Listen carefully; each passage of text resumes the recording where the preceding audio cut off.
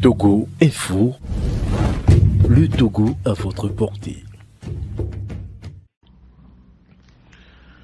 Salutations révolutionnaires, peuple togolais.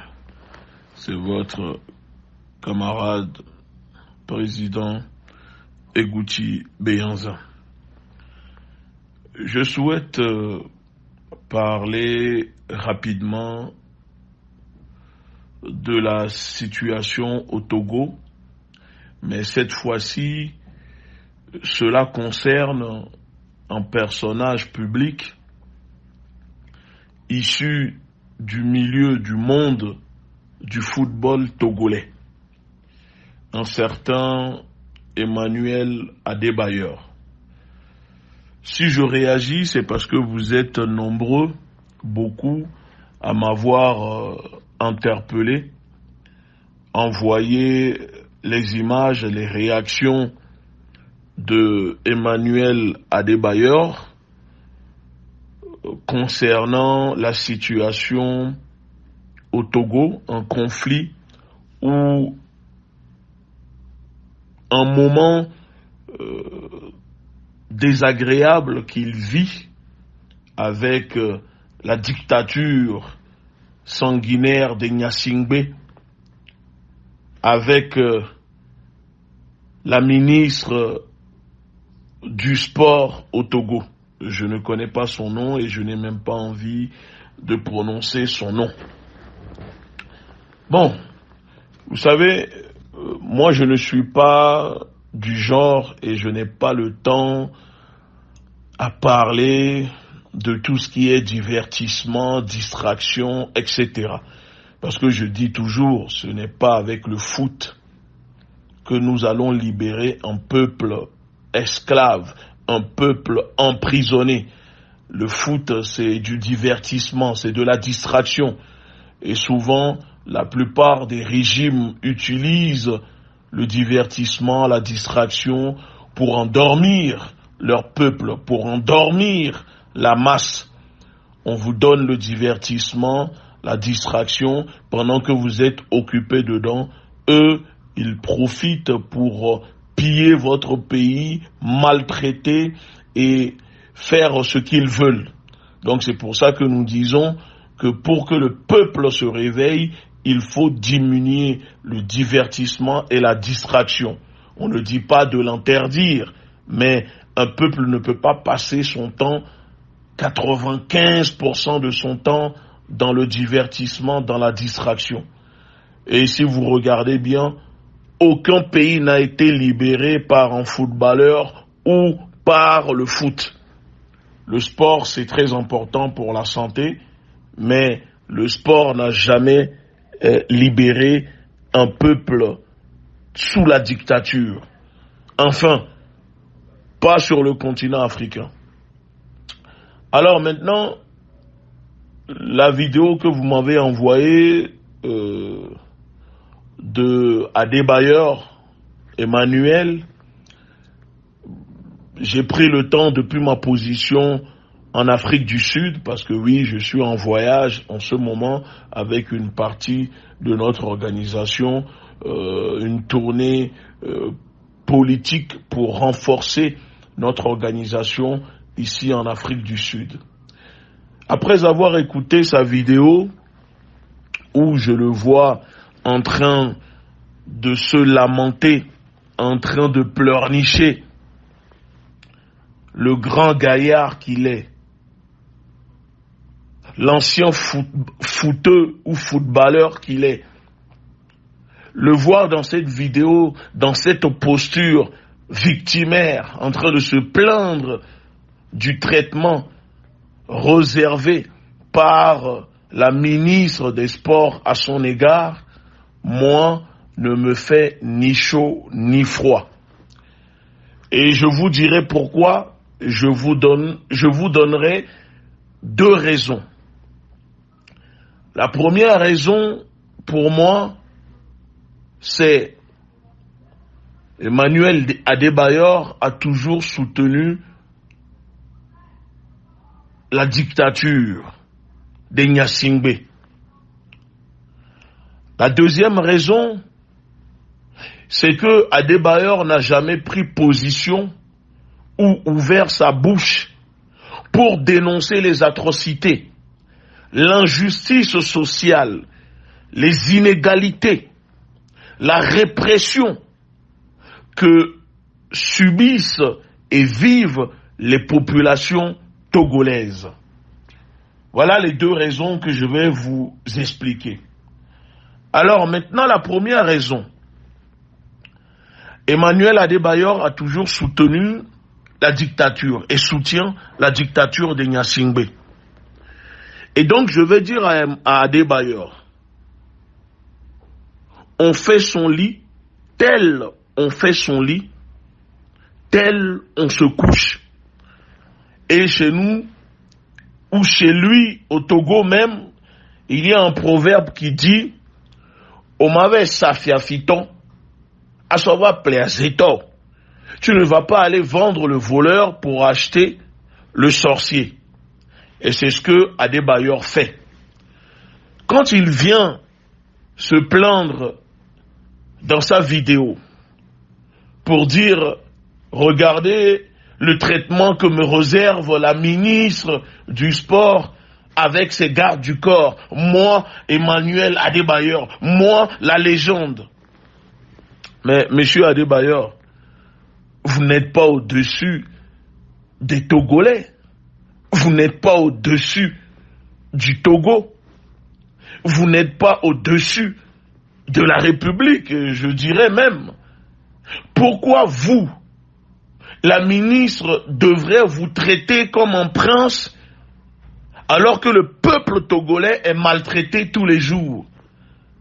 Pourquoi la ministre devrait-elle vous accorder un privilège alors que l'ensemble des Togolais, eux, n'ont pas le droit à cela? Moi, je trouve que vous, Emmanuel Adebayor, vous jouissez déjà assez, vous jouissez déjà beaucoup des privilèges que ce régime dictatorial des Gnassingbé vous accorde. Et cette jouissance que vous avez, parce que le régime vous accorde des privilèges, les populations togolaises, eux, n'en bénéficient même pas la moitié du quart de ce que vous avez. Alors ce n'est pas parce qu'aujourd'hui, peut-être il y a un des ministres de leur gouvernement, je ne sais quel problème vous avez avec cette ministre, qu'elle se comporte pas correcte envers vous, et là, vous allumez votre caméra pour vous adresser aux Togolais, pour avoir le soutien des Togolais. Mais je trouve que c'est quand même un peu lâche. Je trouve cela un peu lâche. Pourquoi? Parce que quand les Togolais, eux, ont des problèmes, subissent l'injustice, l'inégalité, la mauvaise situation que vous vivez en ce moment, quand le peuple togolais vit la même chose, et quand ils font des vidéos pour dénoncer, on ne vous entend pas, on ne vous voit pas. Alors pourquoi là maintenant le peuple togolais devrait-il réagir pour vous soutenir sous prétexte que vous êtes la légende? Mais être une légende, c'est bien. Mais être une légende responsable, engagée, avec des convictions, c'est encore mieux. Et je peux vous donner des exemples. Vous n'êtes pas le seul footballeur ou ancien footballeur légende qui existe dans le monde. Mais contrairement à vous, si vous prenez par exemple les autres, on prend l'exemple de Diego Maradona.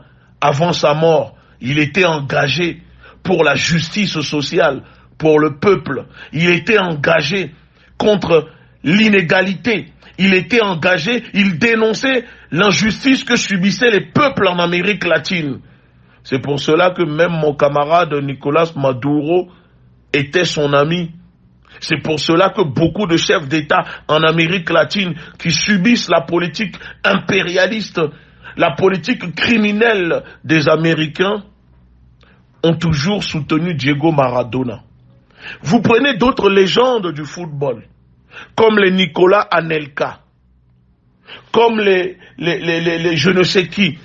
Ils prennent toujours la parole pour dénoncer l'injustice. Vous prenez les légendes du football comme Eric Cantona. Il prend souvent position pour dénoncer l'injustice. Vous prenez Lilian Thuram.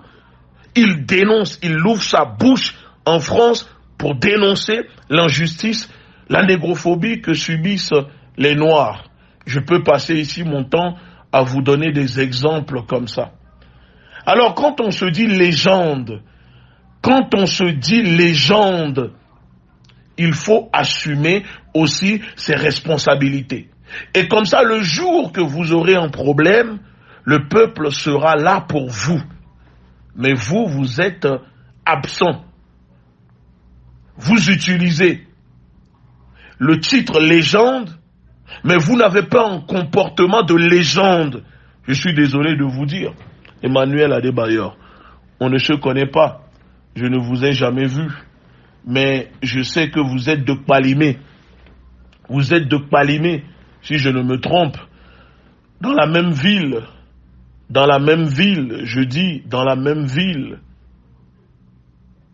où ma grand-mère est née.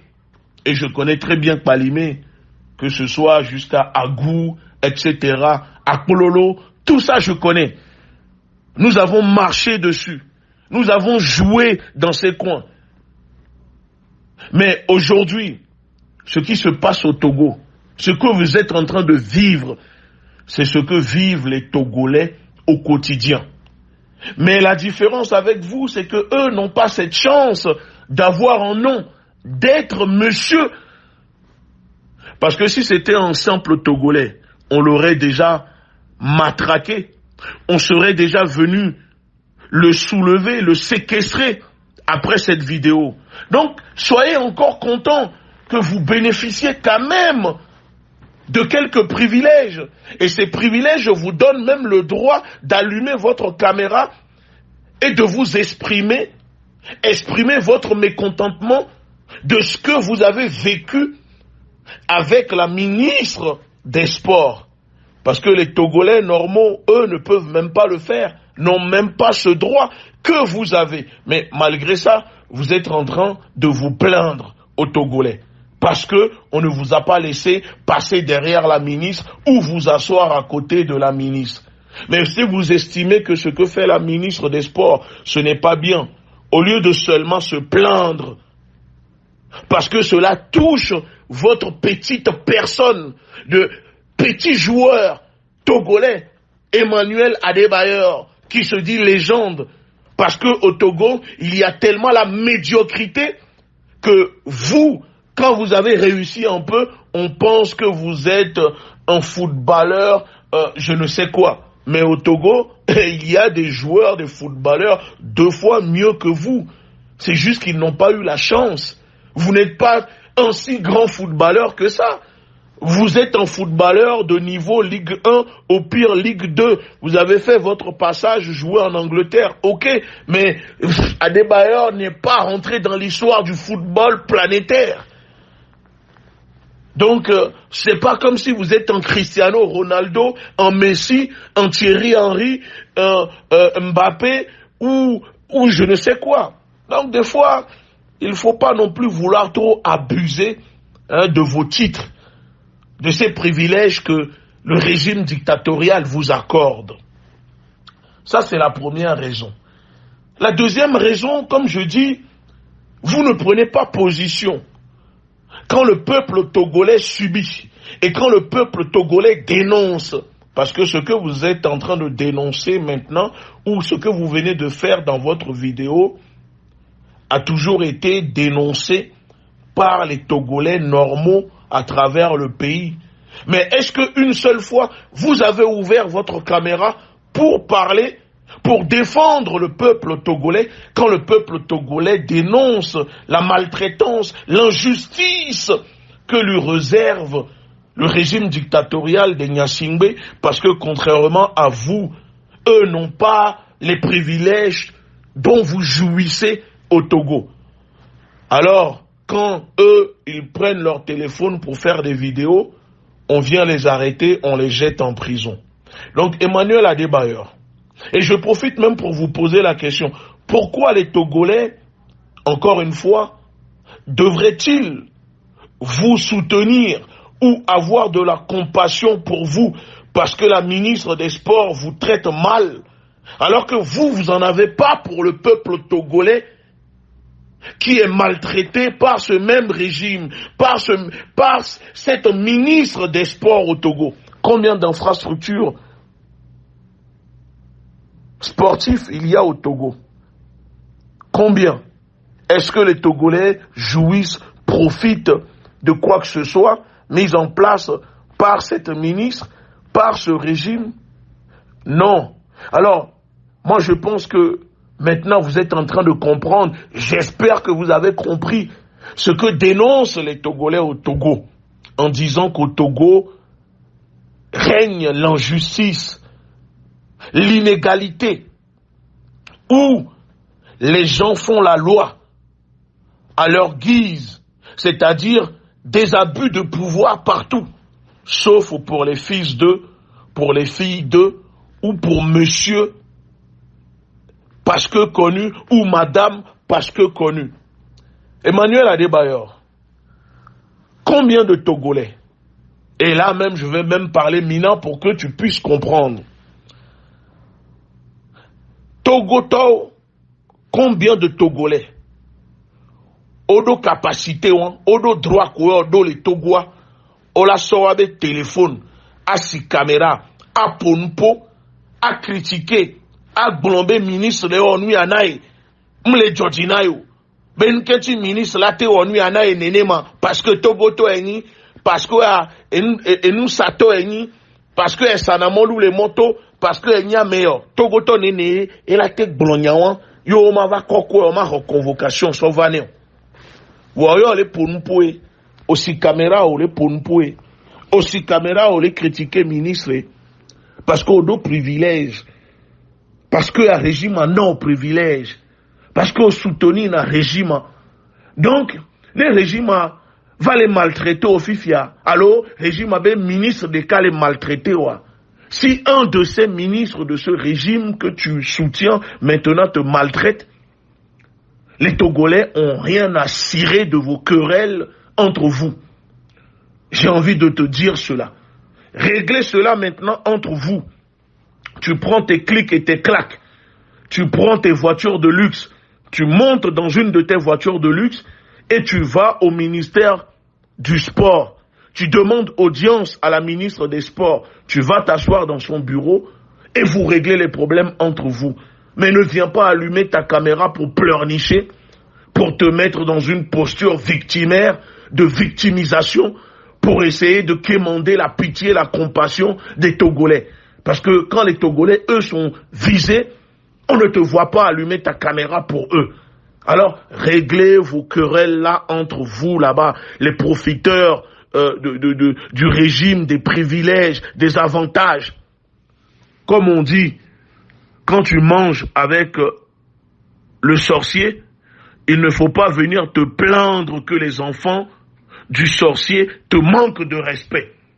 Tu règles ça avec lui. Tu vas voir au pire des cas le président que tu as toujours soutenu, n'est-ce pas, Faure Gnassingbé, et tu vas faire tes doléances là-bas. Mais s'il vous plaît, ne venez pas encore une fois embobiner, occuper le cerveau des Togolais qui veulent se libérer d'une dictature, parce qu'il y a des choses plus graves au Togo. Il y a des choses plus graves qui se déroulent au Togo, plus que vos histoires, vos querelles de je ne sais quoi, de personnalités publiques à travers le pays, parce qu'on ne te laisse pas passer derrière la ministre, parce qu'on ne te laisse pas t'asseoir à côté de la ministre, donc tu viens nous pomper l'air dans le cerveau sur les réseaux sociaux. Quand on est légende, une légende doit s'engager. Une légende a des convictions. Une légende, ça défend le peuple. C'est pour ça qu'on est une légende. Tu comprends? Emmanuel Adebayor.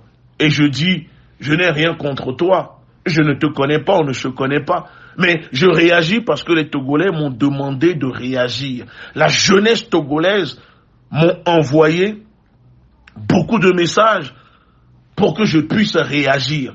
Alors je dis au peuple togolais, à la jeunesse togolaise, Mitasia Meon Wabenya, ne vous occupez pas de leurs problèmes. On a des choses plus graves à régler au Togo. La vie chère, les problèmes du mal logement, l'injustice sociale, l'inégalité, l'inflation, le chômage. On a tout ça à régler au Togo. La liberté, la souveraineté, voilà des choses que nous devons prioriser au Togo. Les histoires de foot, d'un footballeur qui se plaint d'une ministre, ça c'est entre eux. Quand ils mangent entre eux, vous n'êtes pas là. Alors pourquoi maintenant, quand ça gâte, ils vont venir vous voir, allumer leur caméra, et vous, comme des cons, vous allez commencer à avoir de la compassion pour eux sur les réseaux sociaux. C'est leur problème, c'est entre eux. Restons concentrés sur la libération du Togo. Restons concentrés sur les choses que vivent les Togolais. C'est ça qu'on veut. Sur ce, prenez soin de vous et je vous dis à très bientôt. Ciao.